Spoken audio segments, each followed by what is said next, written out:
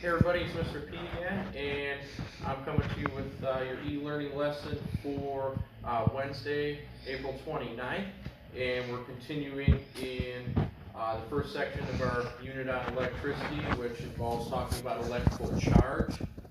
Okay, so we talked about some properties of charge in the last section, last part of the of section 1 of chapter 20 in part 1. Right, we talked about like charges, for example, repel each other, opposite charges attract. We talked about, electrical force, okay, how distance affects electrical force, how the quantity of charge affects electrical force. And first thing we're going to look at is the concept of an electric field. Okay, so the strength of this electric field depends on the amount of charge. Remember, charge, either positive or negative charge, is measured in coulombs, right? That was our unit of charge. So it's the amount of charge that produces the electric field, and the strength of the field also depends on the distance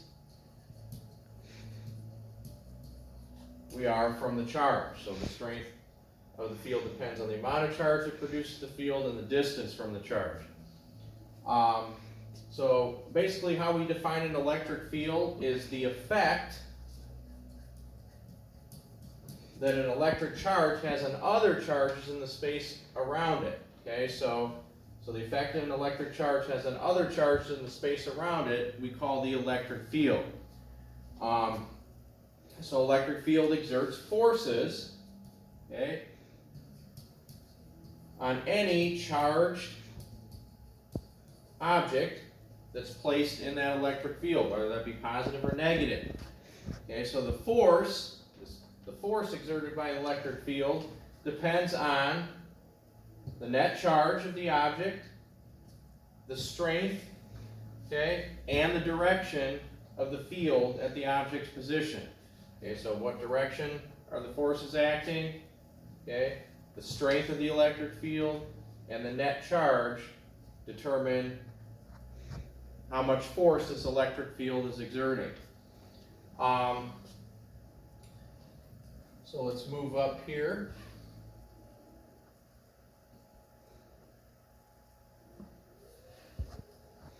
So we just take a look at these diagrams. So we have a positive charge in diagram A and a negative charge in diagram B.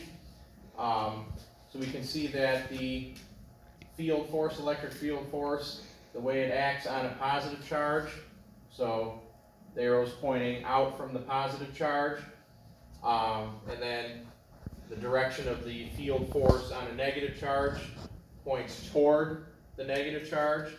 So as it says here, the direction of each field line, that's these arrows, shows the direction of the force on a positive charge. So again, we're pointing towards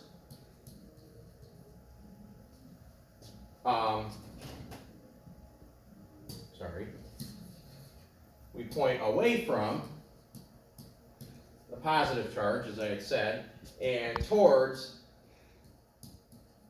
the negative charge. Okay? So,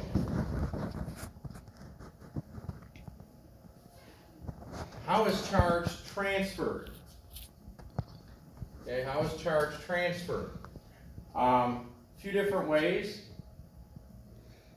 One way is by friction, another way is by contact, and a third way is by what we call induction. And we'll talk about all three of those specifically. Okay, a term here, static electricity. It's just the study of the behavior of electric charges. Okay, so just like with energy and momentum, okay, we have law of conservation of energy, law of conservation of momentum that says, hey, I have the same amount of energy or the same amount of momentum at the beginning as I do, at the end, like before a collision or after a collision, for example, and therefore momentum or energy is conserved. We also have law of conservation of charge, and it's the same concept. Okay, the total charge in a system is constant. Just like energy, right?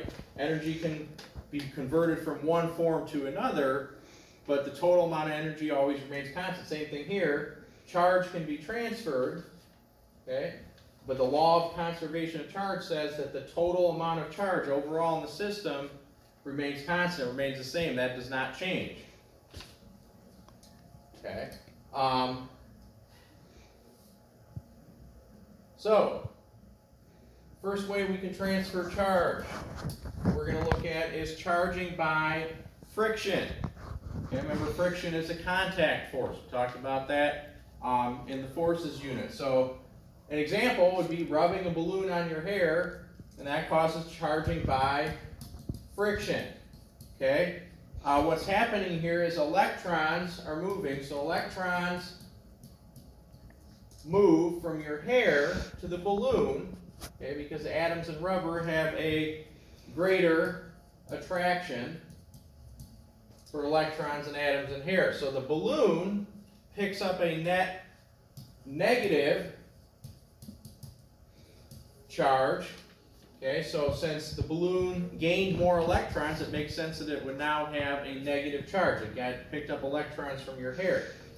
And since your hair loses electrons, your hair now becomes positively charged.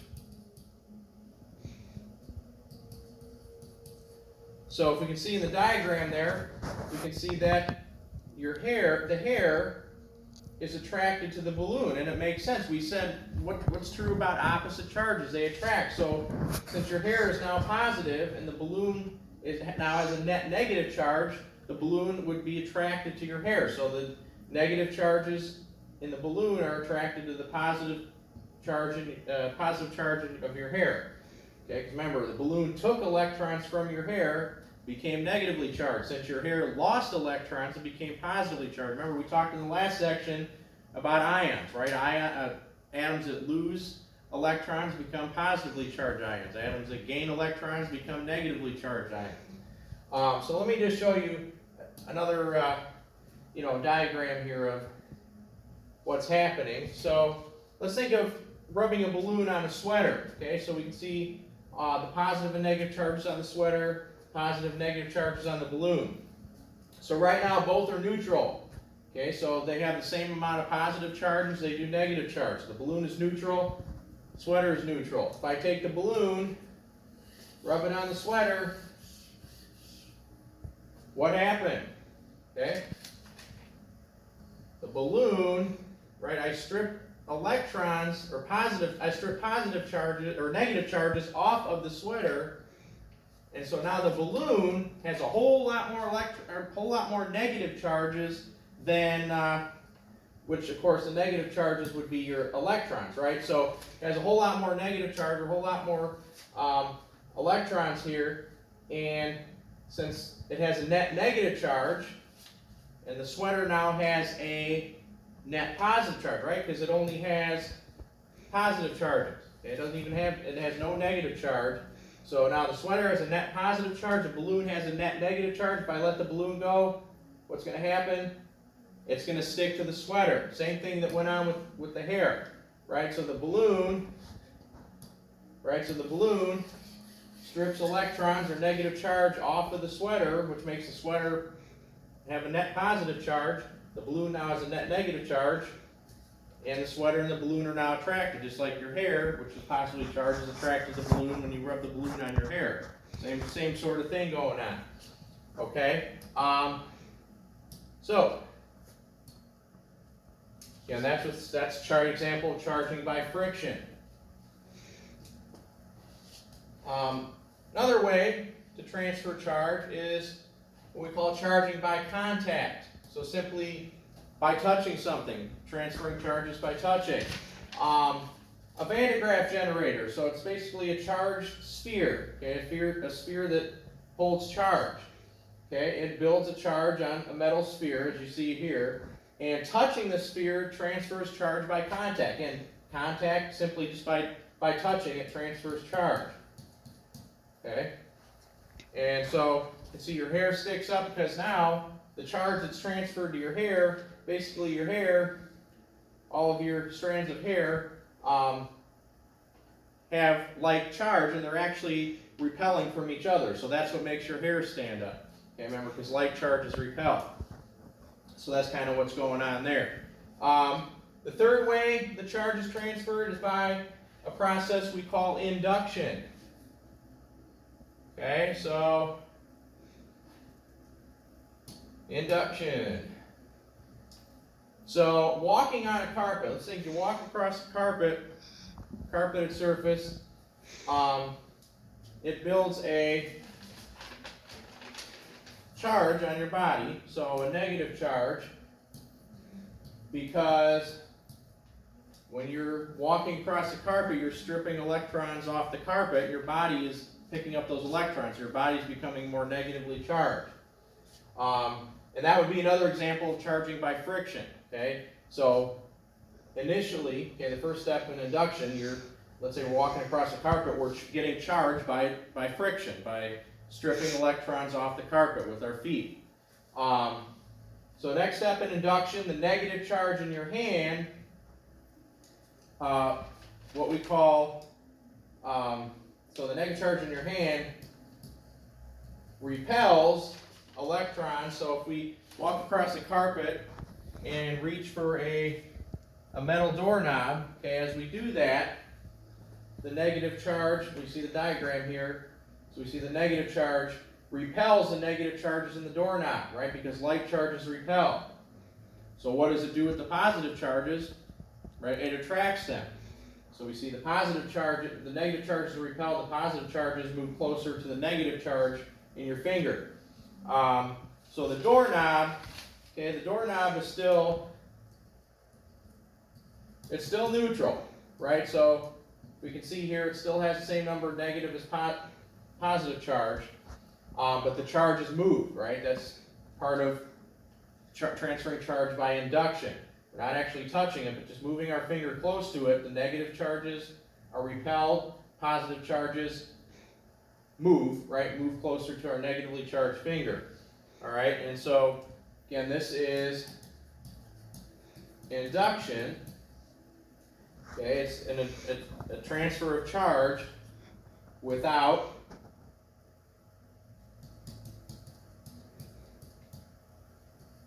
contact between materials.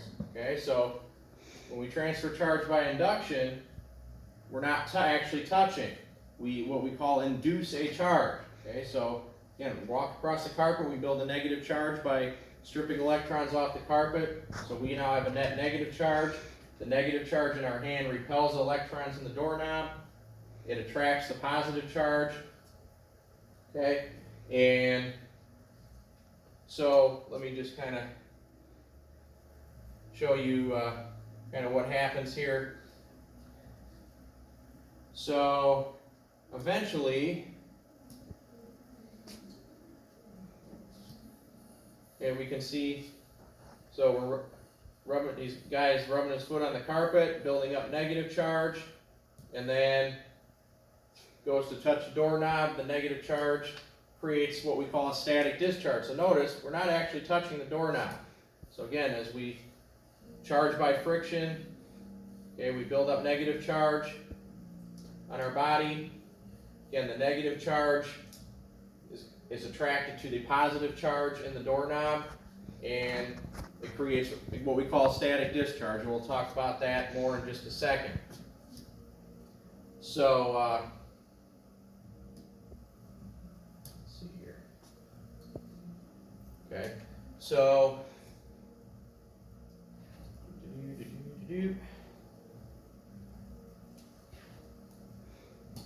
static discharge, which is what we just talked about here, occurs when a pathway through which charges can move forms suddenly. Okay, so notice that there was a pathway forming between the finger and the doorknob. Okay, and then the negative charges were being attracted to positive charges, and then there's what we call static discharge. So why do we get a shock from a doorknob? Okay, so the spark we feel is actually static discharge. So air becomes charged when the gap between the finger and the doorknob is small, right? So again, we don't have to touch it, but as we get just close enough to it, okay, the air becomes charged. Okay, we feel that static discharge. The electrons want to move to the doorknob, right? Because we've induced we've caused the positive charge to move to the to the front surface of the doorknob, and it's attracting all the negative charges that we've built up in our body. So it's like all the electrons all at once want to go into the doorknob. So they create a spark, and again, that's called a static discharge. Another example of a static discharge, okay, one we might be more familiar with, is lightning. Okay, so like lightning in a thunderstorm.